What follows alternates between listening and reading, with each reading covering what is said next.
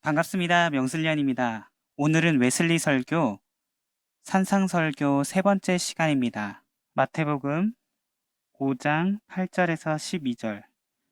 마음이 청결한 자는 복이 있나니 그들이 하나님을 볼 것이며 화평하게 하는 자는 복이 있나니 그들이 하나님의 아들이라 일컬음을 받을 것이며 의를 위하여 박해를 받는 자는 복이 있나니 천국이 그들의 것임이라.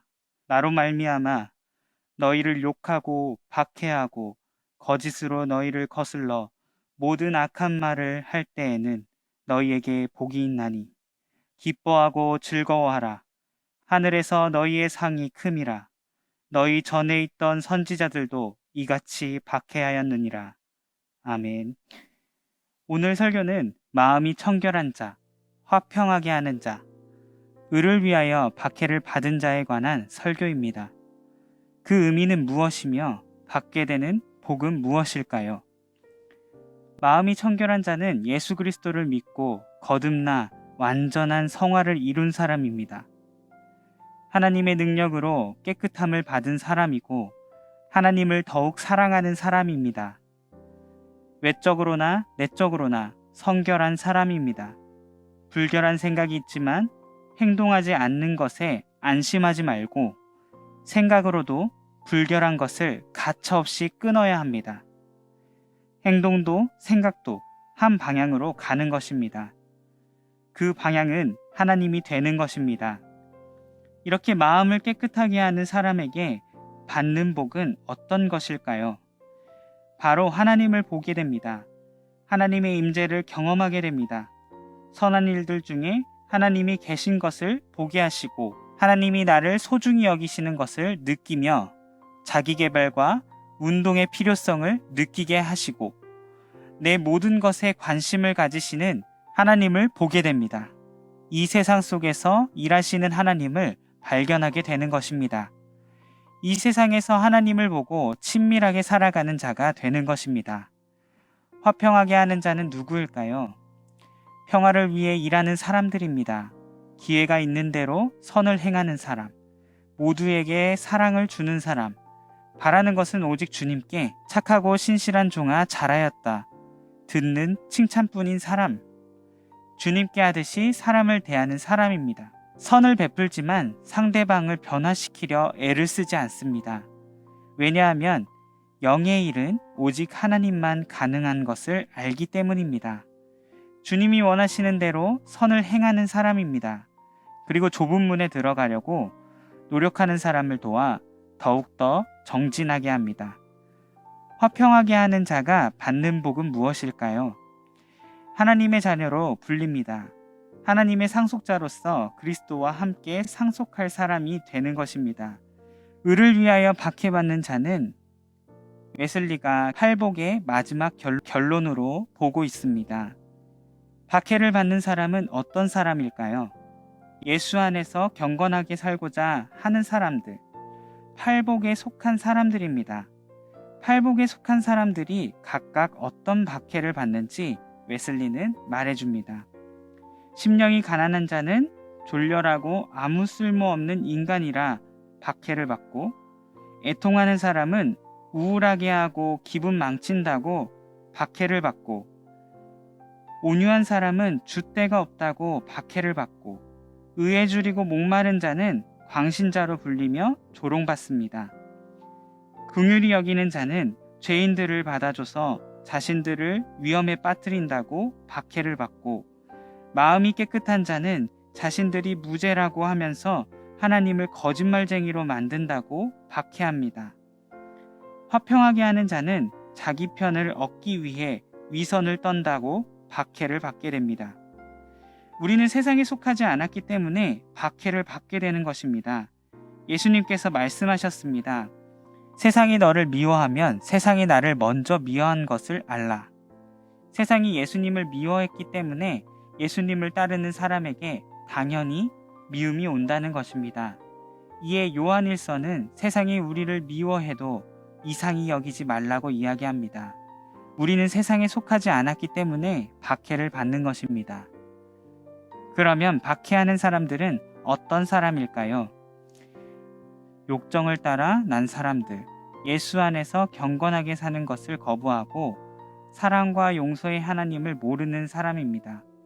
박해하는 이유는 세상의 영은 하나님께로서 오는 영과 정반대의 입장이기 때문입니다. 죄인들도 포용하고 때로는 하나님의 이야기를 많이 하고 지나쳐도 될 일들을 해서 미련하게 보이기도 하기 때문입니다. 세상은 그렇지 않죠. 하나님 이야기를 싫어하고 죄인들은 없어져야 하고 지나쳐도 될 일은 안 해도 탈이 없으면 지나가야 하기 때문입니다. 이 때문에 시기심으로도 박해를 받게 되는 것이죠. 박해자들이 박해하는 방법은 단순한 탄압과 비판이 아닙니다. 의를 위하여 받는 박해는 하나님의 영광이 나타나고 하나님의 자녀에게 유익함이 됩니다. 그리고 하나님 나라 확장하게 되는 방법으로 박해가 됩니다. 우리나라 교회 역사를 보면 알 수 있습니다.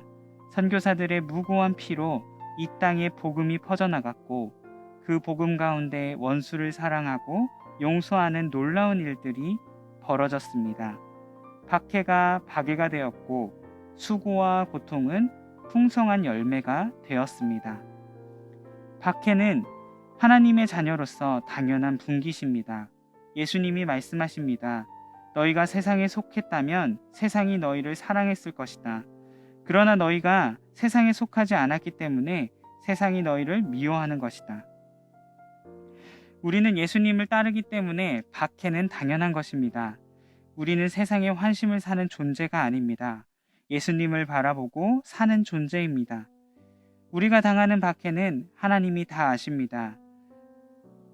박해를 받으며 세상의 패물로 가치없게 평가를 받지만 하나님께서 그리스도인이 받는 모멸과 학대를 중지시키십니다. 그리고 그분의 계획하심에 따라 선교사들을 통해 복음이 전해진 것처럼 풍성한 은혜가 열리게 됩니다. 그러므로 우리에게 복이 되는 것입니다. 웨슬리는 끝으로 박해에 대한 대처 방법을 알려줍니다. 첫째, 박해를 자초하지 마라. 예수님이 말씀하셨죠. 너희는 뱀같이 지혜롭고 비둘기같이 순결하라. 박해에 대해서 회피하되 양심의 가책이나 생명을 던져서라도 지켜야 하는 의로움은 피하지 말라고 말합니다. 피할 수 있는 것은 피하는 것이죠. 이것 또한 지혜입니다. 두 번째, 박해로 비난과 터무니없는 말을 들을 때 되려 기뻐하라. 우리는 이 땅을 보고 사는 존재가 아니죠. 하늘을 바라보며 사는 존재입니다. 감내하는 내게 하나님은 상을 주십니다. 그 상은 무상으로 베푸시는 은혜입니다. 은혜를 생각하며 기뻐하라는 것이죠. 세 번째, 박해 중에도 온유, 사랑, 겸손, 자비를 버려서는 안 된다. 원수에게 선의와 사랑을, 저주하는 자에게 축복을, 미워하는 사람에게 선심을, 모욕하고 박해하는 사람을 위해 기도하라 말합니다. 형제가 회개하지 않아도 친절히 대해야 합니다. 웨슬리는 이것이 참 종교의 모습이고 기독교의 본질이라 말합니다. 그리스도인으로서 살아가는데 갈등이 있는 것은 당연합니다. 세상은 예수님이 말씀하시는 것과 다른 방향이기 때문입니다. 세상은 욕심이 생기면 빼앗더라도 취해야 하고 비난을 받으면 비난해야 하기 때문입니다. 그리스도인은 욕심이 생기면 되려 베풀고 비난을 받으면 용서하고 사랑의 말을 해야 하기 때문입니다. 살아가야 하는데 주님을 먼저 생각해야 하고 주님의 뜻이 내 뜻이 되도록 살아야 하기 때문입니다. 주님의 뜻이 내 뜻이 된다면 우리에게 얼마나 복이 되겠습니까? 우리가 복된 삶을 살게 될 때 우리가 받은 복이 흘러 세상을 복되게 할 것입니다. 세상의 환심이 아닌 주님의 마음으로 사는 우리임을 함께 기억합시다. 감사합니다. 영슬리안이었습니다.